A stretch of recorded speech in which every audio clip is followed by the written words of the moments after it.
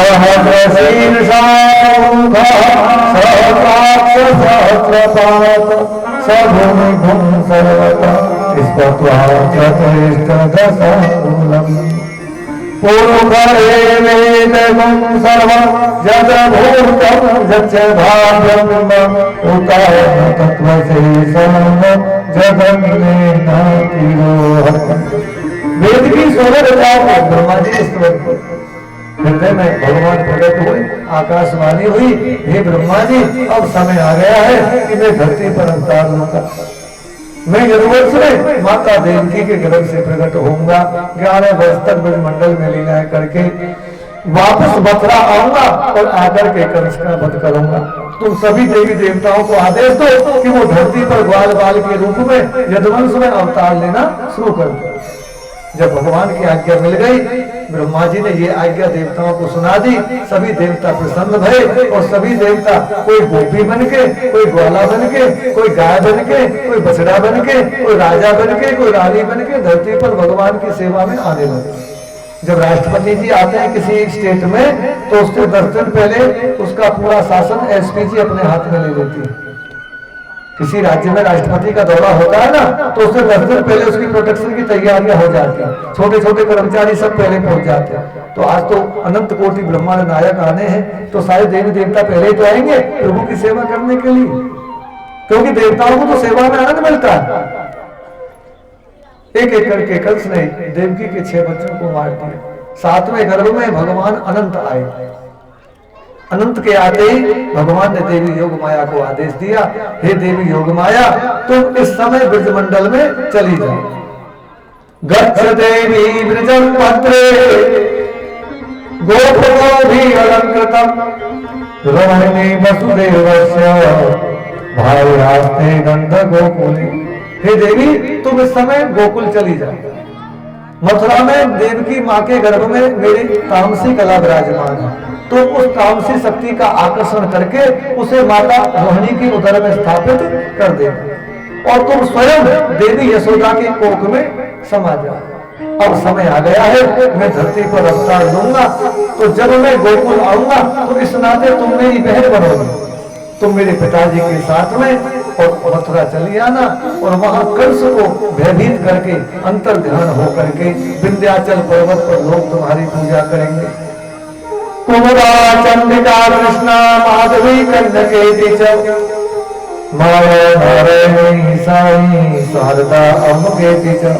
लोग पूरी धरती पर कोई दुर्गा मैया के नाम से पूजेगा, कोई चंडिका के नाम से पूजेगा, कोई वैष्णो देवी के नाम से पूजेगा। तुम सब जीवों की मनोकामना पूर्ण करोगे।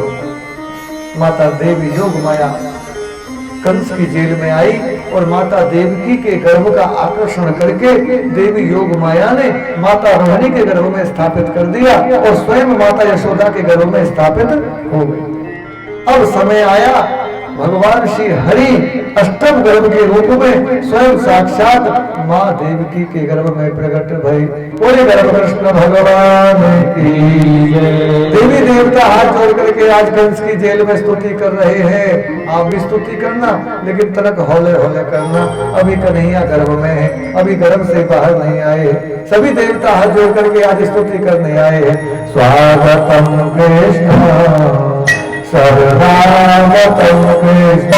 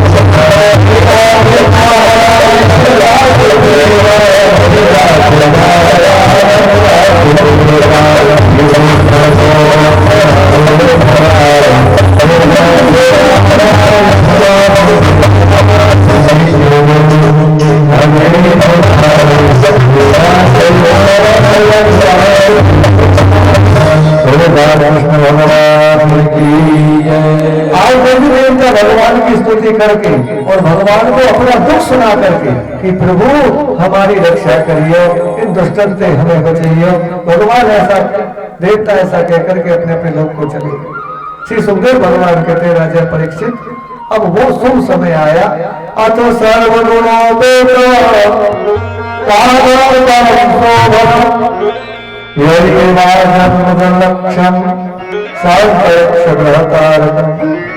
वो शुभ समय आया जिस समय में भगवान का प्राकट्य धरती पर होना।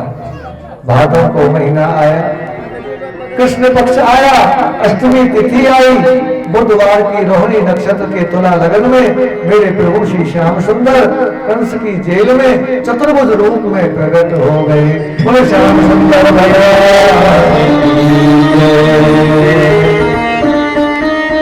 चतुर्भुज रूपधारी भगवान को देख करके वसुदेव जी चकित हो गए और हाथ जोड़ करके भगवान की स्तुति करने लगे। भगवान बोले, हे वसुदेव जी, मैं तुम्हें पहले जन्म की याद दिलाने के लिए ही अपने इस रूप में प्रकट हुआ हूं।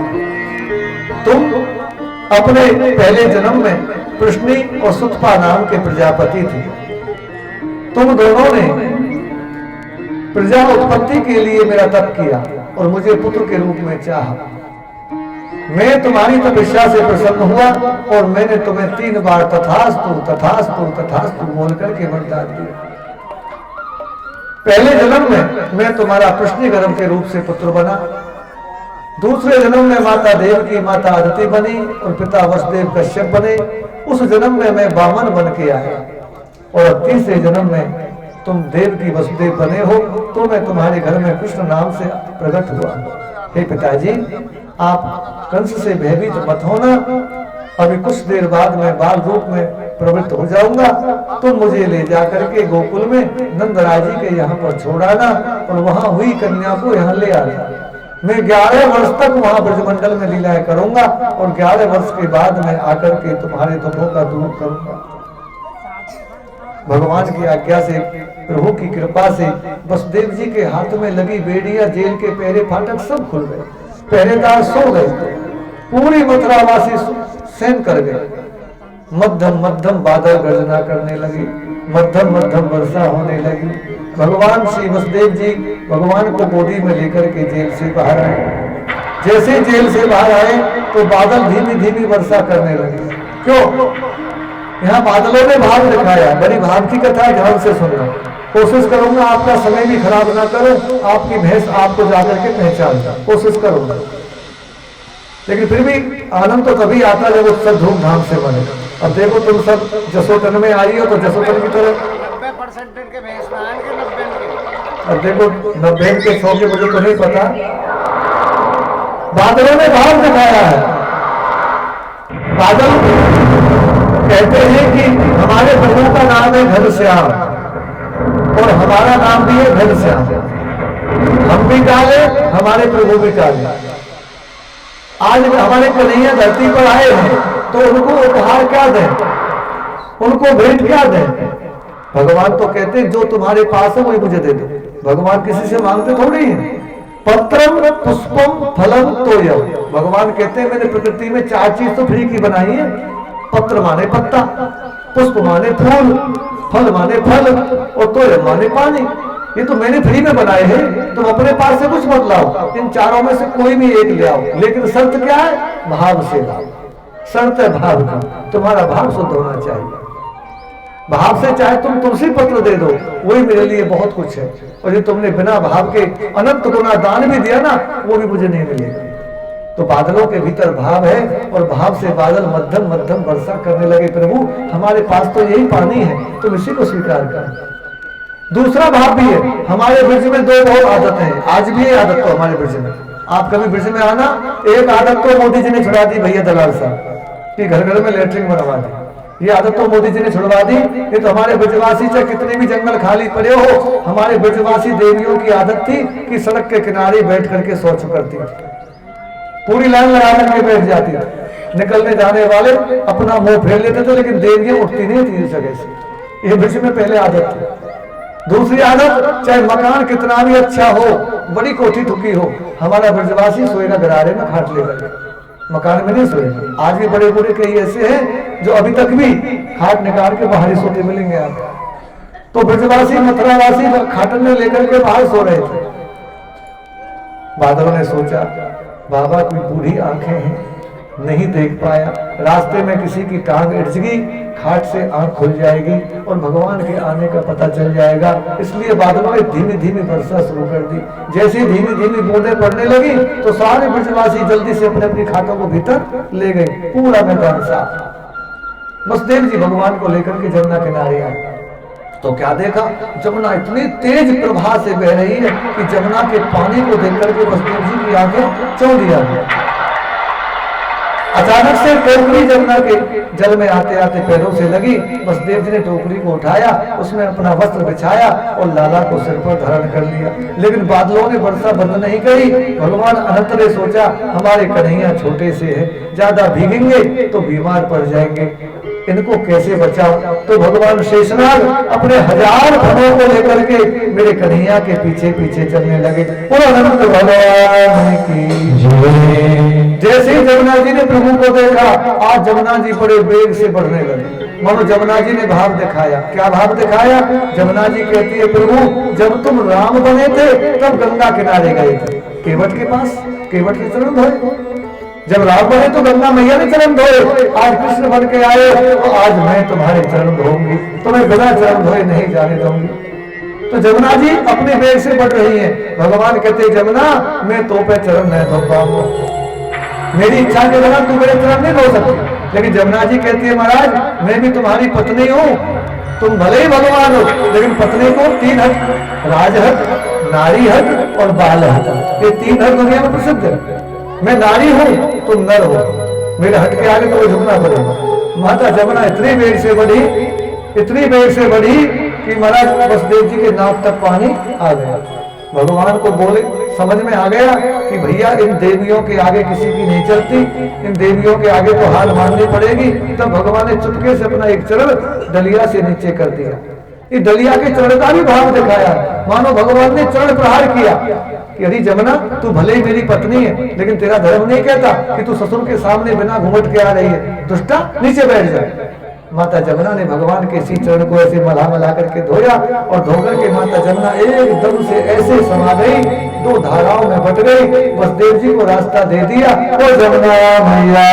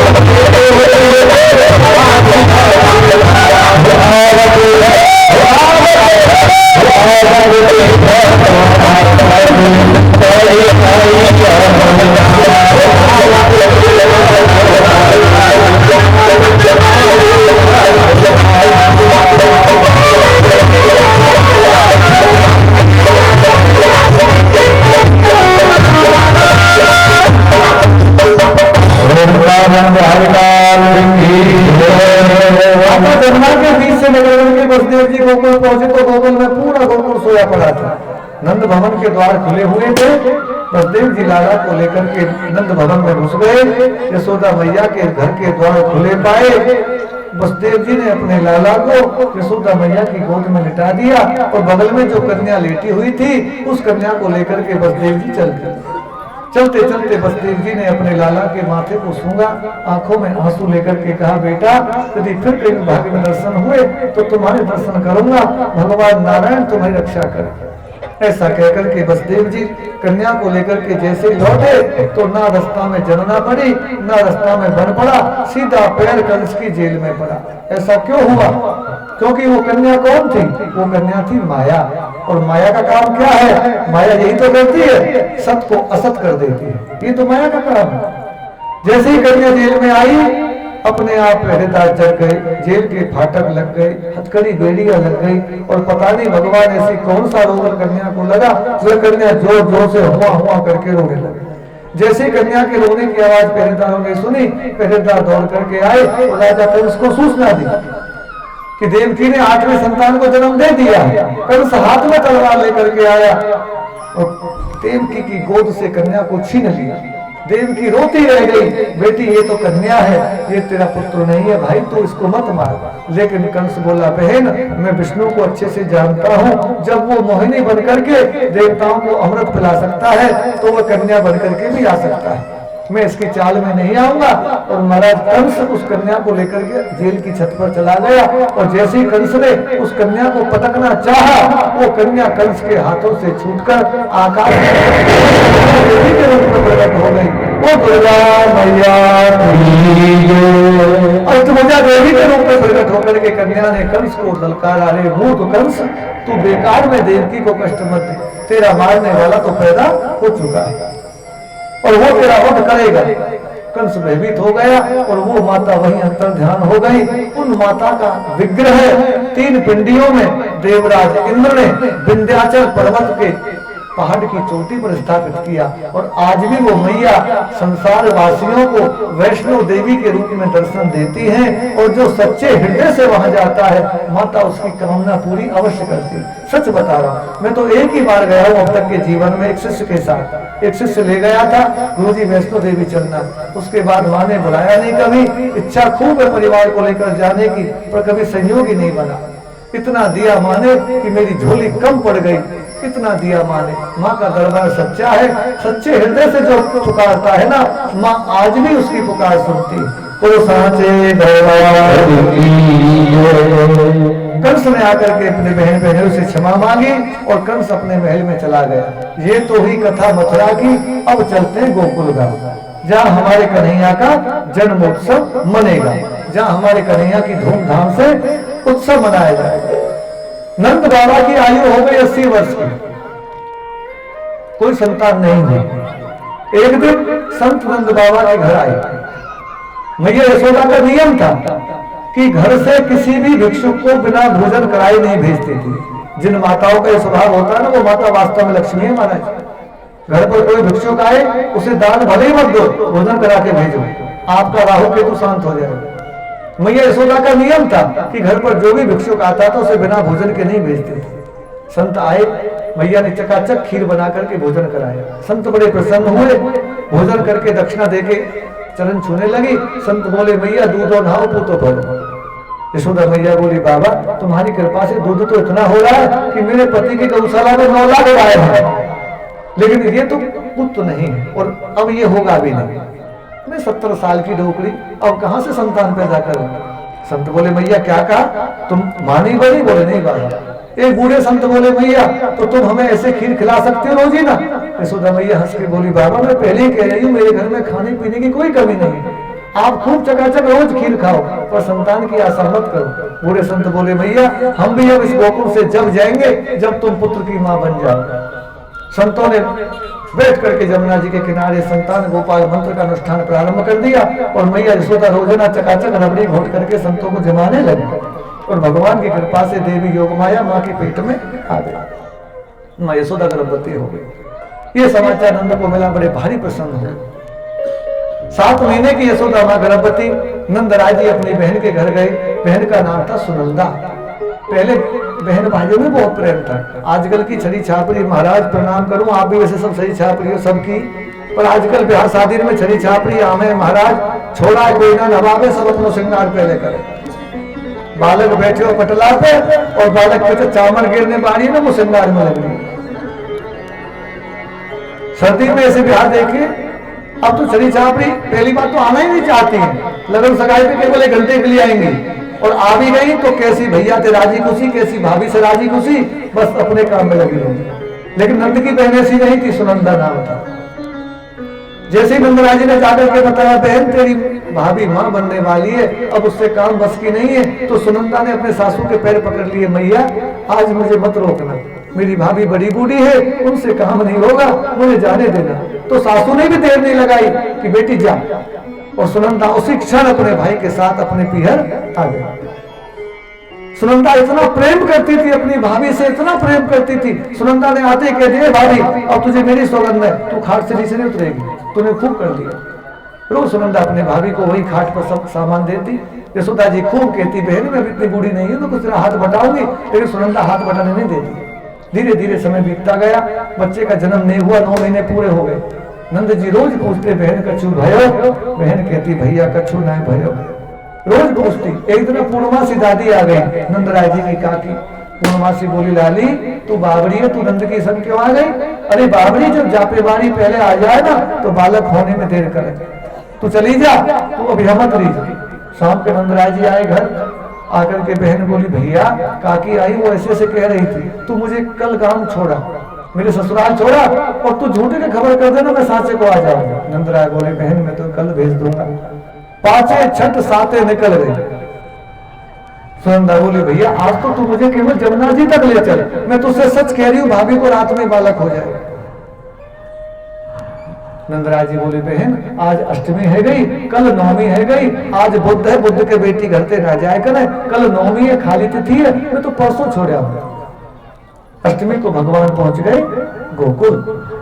सुनंदा का नियम था कि रोज सवेरे उठते ही सुनंदा अपनी भाभी का घर सबसे पहले खोलती थी और देखती थी मेरी भाभी कैसी है।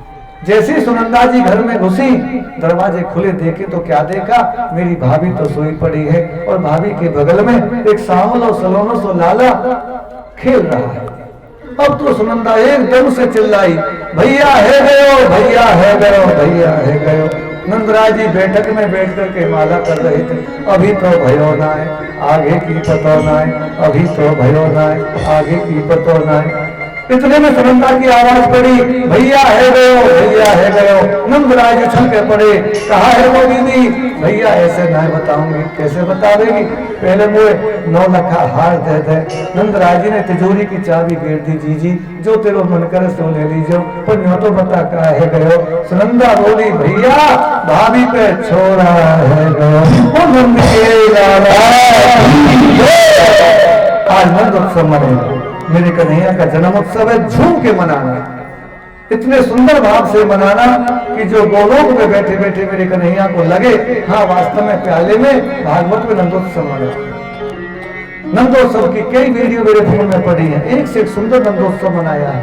देखता हूँ आज कितने सुंदर भाव से आप मनाते हैं। कन्हैया जी को लाओ भैया। नंद बाबा ने जब सुना कि नंद के लाला का जन्म हो गया है तो नंद बाबा बधाई देने के लिए ब्रजवासी आने लगे। सभी ब्रजवासी नंद बाबा को बधाई देने आ रहे हैं, झूम रहे हैं, नाच रहे हैं और नंद भवन में गुलाल उड़ रहा है, रंग की वर्षा हो रही है।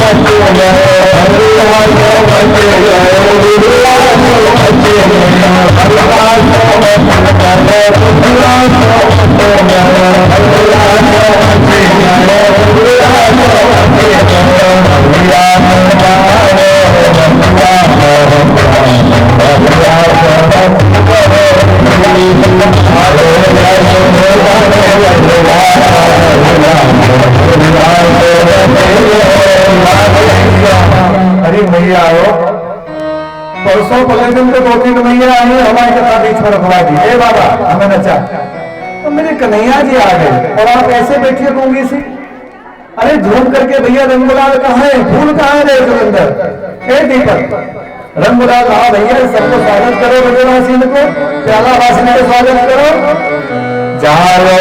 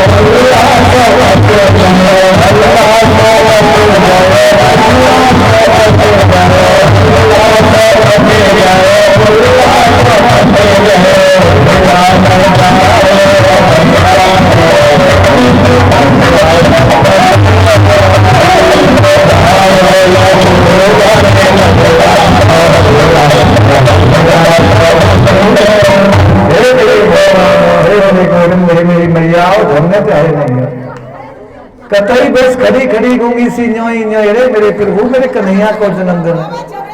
जगह तो इतनी मैया बते जगह पर ही है ना, बतेरी जगह पर मैया नाच में जाने आंगन टेढ़ा, नाचना खुदन पे नहीं आवे जगह को आरोप लगाए। तो मैया आजाद जगह तो बतेरी है। बाबा तो बाबा